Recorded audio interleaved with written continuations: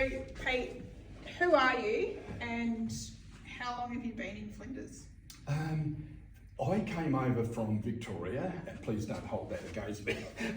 I discovered the best town in Australia, which is Port Lincoln, 55 years ago. My son's been around the world twice and he said, Dad, you stay where you are. He said, Port Lincoln's got everything. It's got the weather, it's got the people. And he grew up here. Now, you know, he's in Perth now.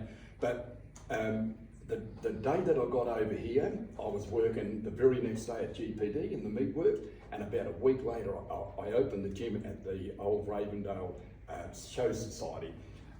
And so that's been going now for 55 years, that gymnasium. Yeah, so look, it's been a beautiful roller coaster ride, and loved every minute of it. We've trained a lot of men. We've given a lot of young men life skills, but now the women are coming in on board now, i.e., as you can tell with the football and so the pitches around the place. I've met 17 world champions in my time, and I've met Muhammad Ali. Yeah, so that was another story that I could tell you one day. The people that I've trained over the years have been numerous, absolute numerous. So, including me. Including Megan. I got Citizen of the Year in 2009, and believe it or not, they've given me an OM, which is Order of Merit of Australia. How good? Hey, how good was that? So where do you want to go? Do you want to be in front of the ring? Yeah. So the ropes are behind us.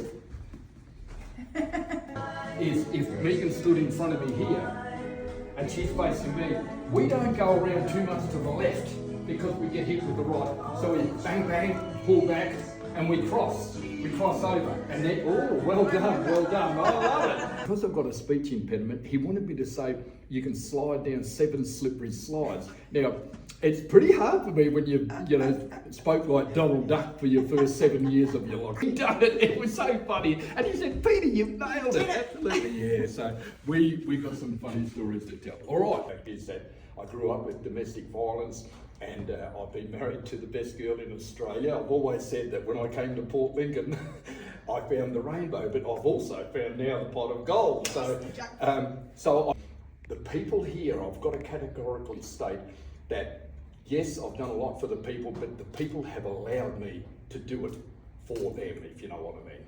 What do you love about living here? Oh, what do I love? I get out of bed around about 5:30 every morning, and when I see that sunshine, before I come training, I might train at 6 o'clock, I might be training at 7 o'clock in the morning. I go down the street and I'm looking at the best view ever. I've got Boston Island, I've got the sun in my face, I've got the calm water, I see the people swimming. Plenty of car parks at this present stage, but we need a few adjustments on that. The people, they're beautiful people, absolutely. You know, I know that we've got our bits and pieces going on with the younger generation, and we'll talk about that later, Megan, but speaking to the Commissioner of Police, which is Grant Stevens, he was over for a seminar probably around about 18 months ago, and I said to the Commissioner, I know we've got a lot of crime in Port Lincoln, and I know we've got a lot of crime in South Australia in general. Can I give you a word of advice? Pete said, go ahead. I said, give the kids a fishing rod and not the fish. So if people can understand that, just don't give them anything, make them work for it and make them understand why they're earning the fish, okay? What's become harder or frustrating in this region? I think lack of knowledge of the town itself. It's a beautiful town. I know we've got our visitors. I think we can do a lot more for our visitors. I think we can do a lot more for our people. You know, we've got the road structure that's falling away. There was a quote on an Instagram of one sort, don't go four-wheel driving out of town because you've got it in town. So the roads need repair. That's frustrating. We can get more car park, but the biggest frustration, I think, roundabouts, and I believe that we're going to put one roundabout very shortly near Mitre 10. The other frustrating thing is that I don't see kids moving around anymore on holidays. I don't see it. I don't hear the screaming. If I heard a screaming kid, I'm happy. If I see a kid kicking a football on the oval, I'm happy. When we close here, we're only closed for about a week and a half. The kids do come back, but not as many, i.e. because it's holiday. But I want kids to be kids. Yep. Do you understand that? Yep. That's what I want. That's the most frustrating thing of Port Lincoln. Kids have got to be kids. Absolutely. What do you wish for someone in power to actually understand? Well, I'm here for a reason, Megan, and it's a very good reason. I've known you from a young lady or a young person. Drive, you've got the most beautiful drive, you've got everything going, you know, you've got the personality, you've been in the industry, the fishing industry, but not only that, you're prepared to listen, you're prepared to have a go. And for a girl that's got, you know, so much on her plate with business, you've taken the time to go out to help other people because you are passionate about what you want to do. And I want you in power because the simple fact is, I know that you know what I want for the youth, and that's the beauty of it all. And I think the grassroots of what you're wanting and I'm wanting, it starts from ground level. So we've got to educate those kids with life skills. We want more hands-on effect, and I know that you are passionate about that as well. So there you go. All right. Yep. 2009, and then I got an OM about 4 years. There was a piano there. You know, 3 chairs and a table, and you know, people walking around. I don't drink, so I was having an orange drink. The bloke that introduced Muhammad Ali, he'd done a lot of ads for the car, like Ford.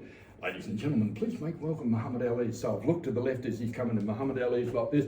Wow, the tears are rolling, absolutely rolling. He's my hero. So I got to put my arm around and talk to Muhammad Ali twice on that particular night, and there was only 2 signatures, which was one for me, and I've sent that to my son. I've given it to my son.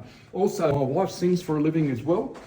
We do a lot of charity work for underprivileged kids, you know, Bedford and all that sort of stuff. We do a lot of Christmas shows. We just done an NDI show, Christmas show up in Whyalla. She sang and I had to give a speech for half an hour. And the lady said, "Could you talk for half an hour, Pete?" I said, "That's not a problem." So these guys up here that I've met, world champion, this bloke here, Barry Michael, Robbie Peden, 2 times world champion, Steve Storrick's he's had 12 amateur state titles. He came to me on the 8th one, or after his trainer died, he had 8 state titles, put the pads on, I said, "I'm sorry mate, you can't fight." He said, "I've won 8 state titles." I said, "You can't fight, you do it my way or the highway." So he won another 4, and then he won the professional state title as well. Beautiful boy. I'm always in contact with my kids that I've trained, even up to 55 years ago. I still give a particular call to people, always. An Indigenous boy that I saved 35 years ago would have been the worst bloke in Port Lincoln, do you know? He came to me full of attitude. He had 5 fights, he won 4, hit the Terps after that particular time. I seen him down the street and I told him, I said, "There you go, brother, you may as well lie down there right now." He said, "What do you mean?" I said, "Well, there's the gutter, you may as well lie down there now because your life is going down the tube." From that day on, he doesn't drink, and he's you've got to tell him, life skills, mentoring, that's what we're getting at. Yeah. Anyhow, our own merchandise. As you can see, we're so proud to hold Megan's independent banner up there. And over here, we've trained light heavyweight champion of Australia.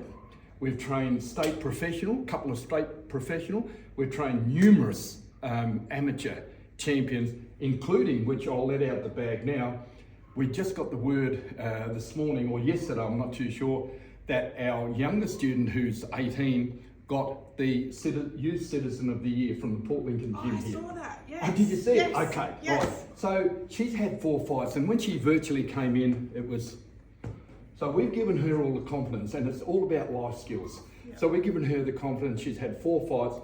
She won her first amateur fight. She went over to Adelaide and won the Club Championship of Australia. Her 3rd fight, she flew over to Perth and won the Queen of the Ring of Australia. She flew back a week later. She's gone over to Adelaide and she's won the state title. So we're proud of Isabel. She's very, very. I've said to Scotty when he first came to me about 13 years ago, he was a real rat bag. He was 101 kilo. I dropped him down to 70 kilo. Had 1 fight, and then his dad died. He went downhill. Mate, I said, one of these days you might take over the gym because my hands are all buggered with, holding pads and so forth. And what's happened after that, he brightened up. He has taken over the gym. So he does all our media work, and he does all the, computer stuff and all that. And we sell our own merchandise, and, so we converted all this. So particular boxing ring right there is sitting on a swimming pool. Yeah, right. Okay, so we need a new floor. In the 55 years that I've opened the gym here in Port Lincoln in 1970, we have not had one bit of funding from the government. We have not even asked, never. We do now have membership, and we've got a lot of ladies in the classes. We've got a lot of young people in the class. They come to our gym. The first thing that I ask them, and they look angry, why are you angry? So they give me the answer, I don't know, and they shrug their shoulder. Matey, I said, well, if you need to come back to the gym, give me the answer in 1 or 2 days or maybe a week, come back, and if you don't know the answer, I will tell you, because I was one of those angry people. So the simple fact of the matter is that when we bring them in the second time, I put the hand out, good on you buddy, welcome. The third time, we've given them a cuddle, and I've got them. They come in here, they want to fight, because they know who they are. They find out exactly who they are, and that's what we want in life. So the life skills, that's what I teach on. Not too bad at it actually. So I've written down a few things here. Don't you worry about Peter.